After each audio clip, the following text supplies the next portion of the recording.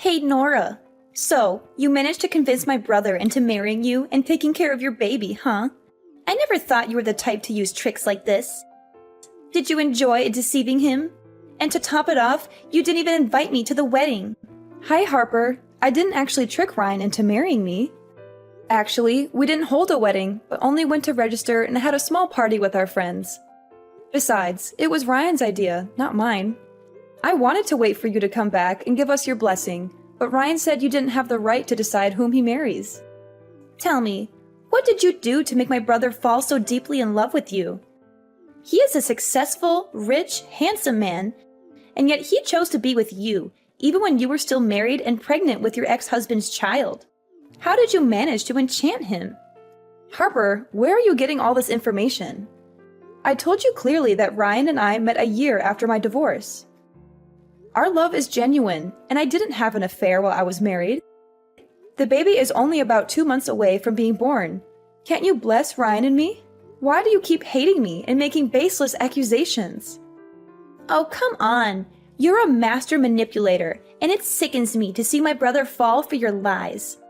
You must be thrilled now, thinking you'll get to take all of my brother's property, right? It's like you planned this from the beginning. Did you and your ex-husband fake the divorce so you could conspire to steal everything from Ryan? First, you seduced him, but behind his back, you were still with your ex-husband. And then you got pregnant and made Ryan think it's his child. All to manipulate him into marrying you. Once you get all his assets, you'll probably leave him and go back to your ex-husband, right? Wait, are you seriously unemployed, Harper? I thought you must be a famous fiction writer because your imagination is running wild with these fictional stories. I have nothing to do with my ex-husband. He was abusive and a gambler, and I struggled to get away from him.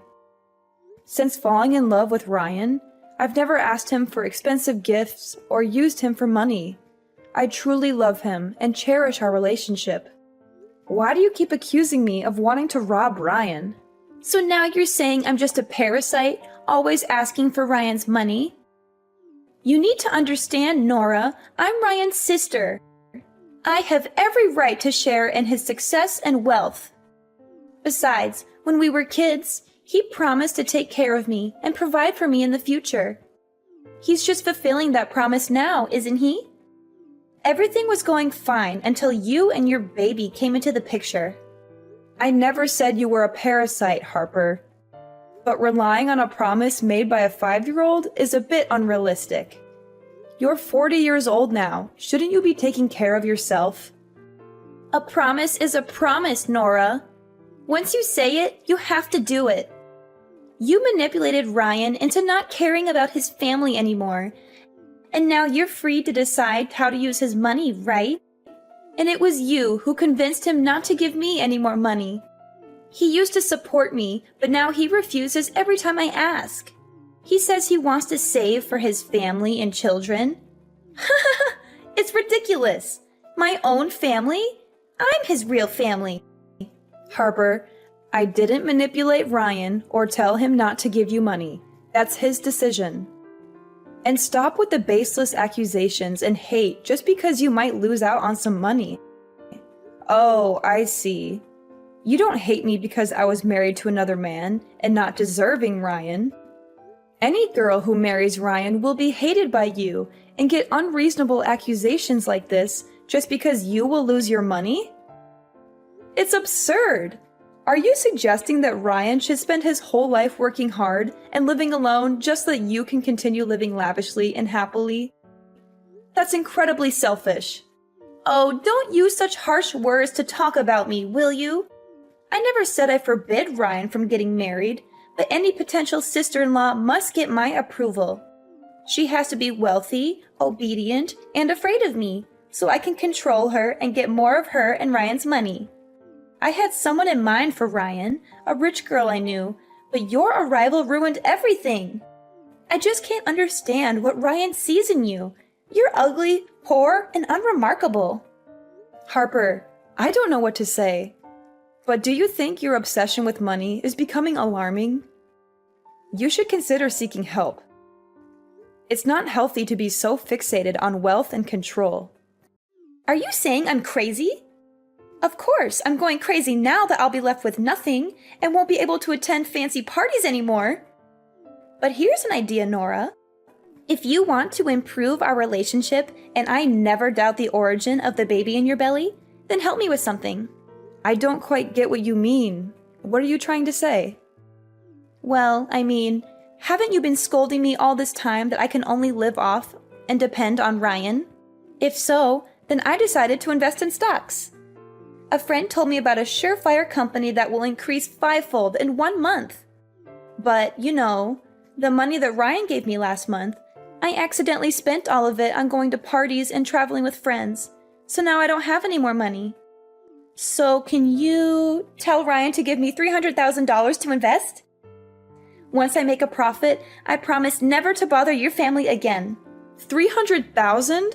What a ridiculous number! That's equivalent to Ryan's 1-year salary already. You also know that Ryan has given most of his monthly salary to support you, so he doesn't have a backup fund, right? Now all of a sudden, you ask for such a large amount of money? Where would I get it? It's easy. Borrow money from your friends and relatives, or even take a loan from a shark if you have to. And if you're worried about trouble, get Ryan to mortgage his house to the bank. There are plenty of ways to make money. Trust me, once I make a killing in the stock market, I'll repay this house for you, and I won't interfere in your lives again. What if the stocks don't go as planned, and you lose all the money? If it really comes to that, won't you not only run out of money, but Ryan and I will also fall into debt and lose this house? You really don't know how to talk. Why is your mouth full of foul words? I haven't invested yet, but you said that I've lost the money? That's just too much to worry about. Let me tell you, a friend of mine heard secret information from Wall Street that the stock of this company is going to skyrocket. It's a sure thing. Come on, my dear sister-in-law, you must believe me. If I earn a lot of money, I will definitely not forget your help. I'm just cautioning you about the risks. But if you're confident, then go ahead and invest. Doing something is better than doing nothing, right? That's right, you finally get it. Now transfer the money to me. Transfer money? What money? Do I owe you anything? Nora, don't play dumb. You agreed to give me $300,000 so I wouldn't bother you and Ryan again. Now, if you want to transfer the money, do it. Actually, no. I never agreed to give you any money. What do you mean you didn't agree? You made the offer and I accepted. Now stop stalling and transfer the money. I never made any agreement to give you money. I was just curious about what you would say. I never offered anything. You must have misunderstood. This is ridiculous. Stop trying to manipulate the situation. You offered to give me money and now you're backtracking? Don't try to deceive me. I heard you loud and clear. Now transfer the money. I won't transfer any money because I never agreed to it in the first place. You need to stop making baseless demands. But if you don't give me money, how am I going to have money to invest? Well, let me see. Well, yes, you can borrow from your friends, or get a loan shark, or mortgage a bank property. Oh no, wait, do you have any property to mortgage? If so, you can start accumulating money by getting a job. You're so conniving. Why do you dare to face me like this? I can't borrow from my friends. They'll look down on me. And I don't want to deal with loan sharks and their high interest rates. Working? Why should I work hard for months or years just to earn a small amount of money when I can have millions overnight? It's laughable. You can't expect to become rich overnight without any effort or risk. It doesn't work that way. If you want money, you need to work for it or invest wisely. Stop talking bullshit. You definitely have to give me money so that I can change my life, become a rich person so nobody can look down on me anymore. So you're saying I should give you money so you can change your life and become rich? Not a chance. You're just my sister-in-law. I have no responsibility or obligation to support you like a queen. Besides, Ryan himself warned me not to let you manipulate me or lend you any money. You'll regret treating me like this. I'll find a way to get what I want with or without your help. And soon you'll be down on your knees begging me. Hello, my lovely girl. Long time no see. How have you been? Huh? Who's this? Oh, don't forget me so quickly. It's your dear ex-husband here, Elijah. The man you promised to love and be with for life, no matter the circumstances. But you broke that vow and left me when I needed you the most. However, I forgive you, and I'm willing to take you back. Elijah? Is that you? Why are you contacting me now? I heard you found a new husband. Impressive. Where did you find a fool willing to raise another man's child? What are you talking about? Stop talking nonsense and get out of my life. Don't ever come to me and Ryan to mess with our lives again. We're done. Oh, don't be so fast, okay? Do you think I know your phone number but not your home and your husband's business address? Well, if you don't want to talk to me, I'll have to go to your husband's company to talk to him. Thanks to that fool for taking care of you and my son for the past few months. But now it's time to bring my son back to his biological father, right? No, you can't do that. Obviously, we've cut all ties. Didn't you say that as long as I pay off your gambling debt, you'll let me go and never disturb my life again? I even had to sell my mother's precious jewel brooch, the only memento left I have of her, to pay your debt and get out of that hellish marriage. And how dare you mention my son? That's my own son. He has nothing to do with you. Can't you just have a baby on your own? That baby is my son. I know I made mistakes in the past, but they were just normal actions of a husband when his wife prevents him from pursuing his passion. Normal actions? You call it normal to abuse me, beat me repeatedly on the face and stomach, even when I'm pregnant to the point of causing me to have a miscarriage just because I wouldn't give you money for gambling? Then, you didn't even feel the pain of heartlessly killing my poor child, but gloatingly said that I deserve it? I haven't seen you in over a year. You still haven't changed a bit. An evil and violent man. Oh, come on. That's all in the past. It's been a long time, and you still can't let it go? Listen, Nora, I've changed now.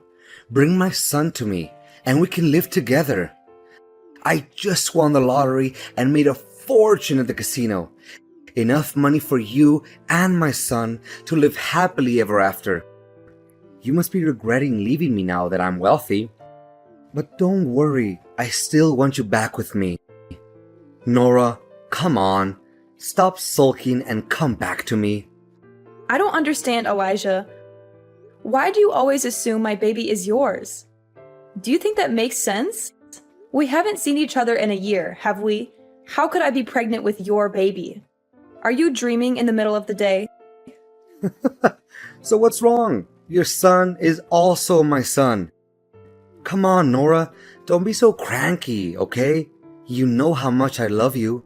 I swear to take care of him like my own son. As long as you accept to give up everything and come back to me. Go away and never mention my son again. Didn't you say you have a lot of money already? Then go find a beautiful wife and have another child of your own. Why do you keep bothering me like that? Do you think I don't want that? Of course, that's my only wish right now. But I'll never be able to have another child of my own. It's all your fault. My fault? What have I done to you? Are you still pretending to know nothing? You really are stupid. It happened 5 months ago. After you left, I borrowed money to play in the casino to forget you. And it was a lucky day because I won several $1,000,000. But because I hated loan sharks for making you abandon me, I didn't want to pay them back. That day, they hunted me for money and I drove away. The debt collectors also chased after me. And because I was drunk before driving at high speed, I crashed in the construction site and had an accident. A terrible accident caused me to lose the ability to have children. I became an infertile man. I've become a useless man and will no longer be able to have a child of my own. Oh my God. I understand you're going through a difficult time, but you need to wake up and see the problem rationally. Your accident is entirely your own fault. Who forced you to borrow money for gambling and get involved with loan sharks? Drinking and driving was your decision too. Don't blame me for leaving you when you made my life unbearable. If you had been a good husband, worked hard, and loved me without abuse or violence, maybe we wouldn't have had to get divorced. Oh, now you're living a happy life. So you don't care whether I live or die, huh? Is that right? No matter what I say, you'll find a way to argue back. After our son disappeared, you were delighted because it gave you an excuse to divorce me. You moved on to a happy family and had another child with that man. You've forgotten about our poor child, haven't you? You don't deserve to be a mother. Enough! Stop it now! Not a day goes by that I'm not haunted by that horrible day. It was your fault. You lost all our money gambling and came home to force me to borrow more. When I refused, you hit me, even though I begged you to stop because I was pregnant. But you didn't listen, and you kicked me in the stomach, saying I didn't deserve to carry your child. I still have nightmares about that day. Then, why didn't you protect the baby? If you had, I would have a biological child now. You're useless. How dare you blame me? If it weren't for your mother at the time, kneeling down begging me to forgive her because she was old, you were her only relative. I made her promise to help me divorce you, get rid of you completely. Now you are definitely still in prison. I don't care. I just know that my son is with you, and you must bring him back to me. If I can't have a happy life, then neither can you. Are you threatening me? Let me tell you something. I'm no longer the weak and helpless Nora you once knew. This time, if you dare to touch my husband and children, I will make sure you regret it. Now get the hell out of my life! Harper, did you take my son somewhere? I went out to buy you a cake, and when I returned, both you and my son were gone. What? Your son? Why should I be responsible for such a smelly, messy creature? Can't he take care of himself? And you call yourself a good mother, leaving your child alone at home to go out. I didn't leave my son alone at home. You suddenly showed up and asked for a cake, so I went out to buy it for you. Before I left, I specifically asked you to look after my son. But when I came back, you were gone, and my son is missing. Are you blaming me now? Sure, I heard you muttering something about babysitting, but I didn't agree to it. Don't assume that I have to do everything you say. Besides, if the baby is lost, what's the point of looking for him? You and Ryan could just have another baby. How can you say something so heartless? That's your nephew, Ryan's biological son. So what? He's just a baby. But if you're so desperate to find him, you probably will get disappointed. Although he might not be in this country anymore. Look, forget about him. Move on and have another baby. I won't give up on finding my son. I will do whatever it takes to bring him back. You're so stubborn, Nora. Maybe he's better off without you. Perhaps he's living a happier life than he ever would with you. What do you mean by that, Harper? How can you say such a thing? How can you say that when my own son is missing? I can't just move on. He's my flesh and blood, and I won't rest until I find him. Well, good luck with that. Now I have to spend this huge amount of money. It's so wonderful. Harper, I can't believe you could do this to me. How could you betray me like this? I am beyond disappointed in you. What's your problem, Nora? What are you so mad about? What disappointment? Don't act like I care about how you feel. Are you going to blame me for your son's disappearance now? I warned you before, didn't I? You won't find the boy again. Just give up. Even now, you still refuse to admit it? Weren't you the one who accused me of colluding with my ex-husband and came up with that ridiculous plan? Turns out I can write stories too. Not fiction like yours, but detective stories. Would you like to hear one? Huh? What nonsense are you talking about? I don't have time to listen to your crazy ramblings. Don't be so hasty. I think you'll like this story. It's about a woman who endured years of abuse from her ex-husband. But she managed to escape that traumatic past and find a man who truly loves her. She thought her life would finally be happy. But then she encountered a wicked sister-in-law who would do anything for money. However, because the woman's family couldn't fulfill her extreme desires, the sister-in-law devised a sinister plan. What? What are you talking about? That wicked woman has managed to contact her sister-in-law's ex-husband, who is desperate to find a child.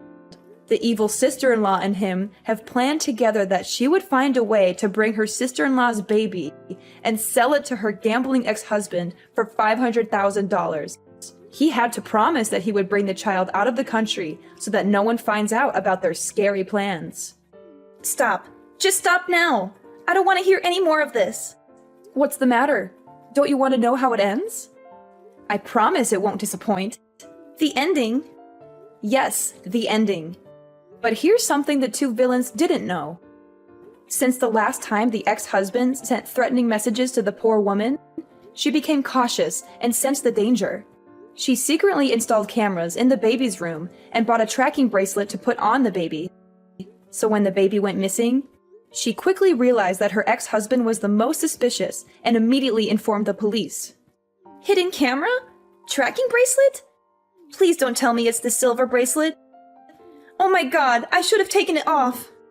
Based on the camera footage and the location data from the bracelet, the police quickly caught the ex-husband as he was about to leave the country.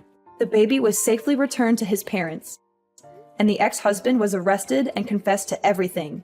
He revealed all his plans and his accomplices. The police are on their way to arrest the wicked sister-in-law. How's that for a story? Oh, and I'll let you in on a little secret. The story I just told you is entirely based on a true story. You can't prove anything. This is all just a coincidence. Coincidence? I don't think so. The truth always has a way of coming out, and you'll pay for what you've done. I won't rest until justice is served and my son is safe in my arms again. You mess with the wrong woman, Harper. Yes, I admit it. I was just trying to scare you, Nora. I didn't actually kidnap the baby, I promise. I never intended to harm him, I swear. What? Pretending to kidnap my baby? Are you out of your mind?